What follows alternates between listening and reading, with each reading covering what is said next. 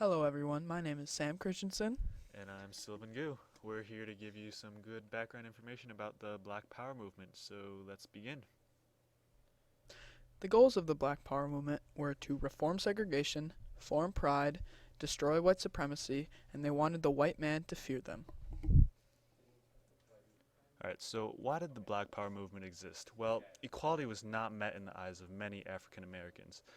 Martin Luther King strongly practiced civil disobedience, which was a way of protesting nonviolently, but many blacks did not find it to be very effective.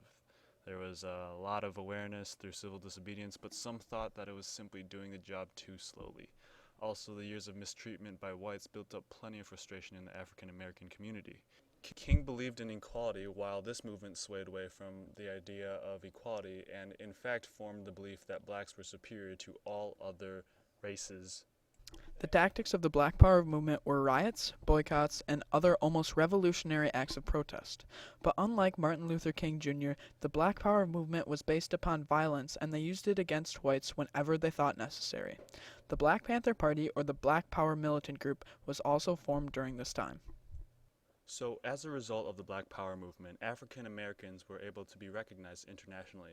The riots, violence, and the actions performed at this time were big at that time, and more people became aware of what situation the blacks were in the United States. Laws were also changed or reformed, and blacks were able to gain more rights.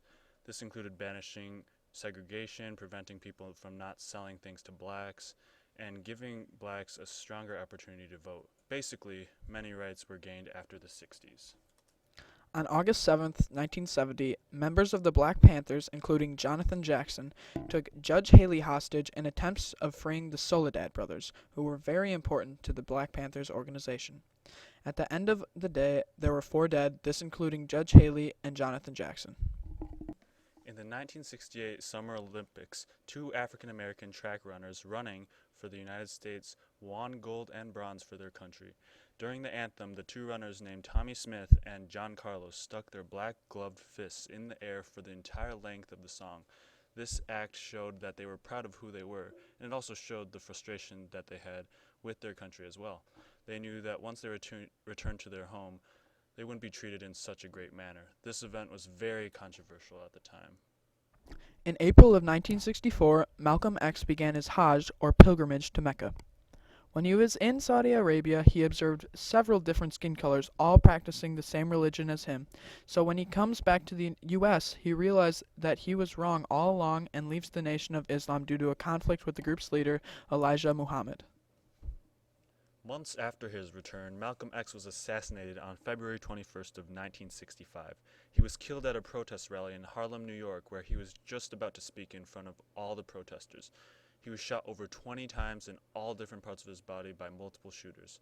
These shooters were from the Nation of Islam and killed Malcolm X for his change of beliefs. The Nation of Islam actually felt betrayed in a way because Malcolm pretty much changed his belief that he thought were so true before.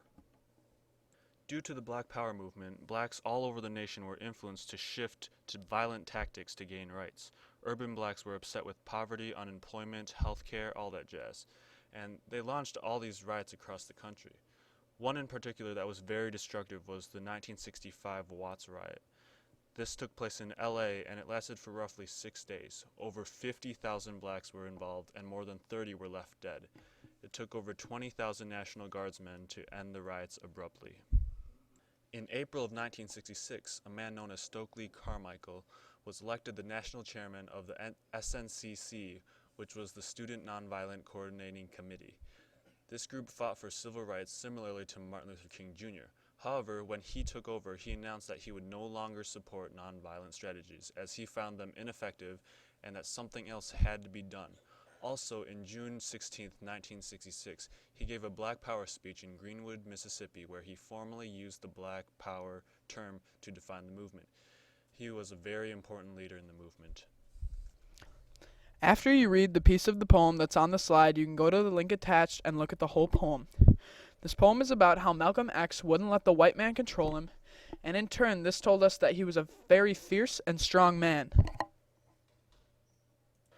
Again, after you read the piece of the poem that's on the slide, you can go to the link attached and look at the whole poem. This poem was about this particular person seeing the whole world from a black context, or a black world, and this was all because of Malcolm X. This is a painting from the Black Power movement. In the 1960s, Wadsworth Jarrell painted this to represent the revolution and frustration that was happening all around him and the entire United States. In 1971, Barbara Jones Hogu painted this wanting to send the message of it's okay to be black.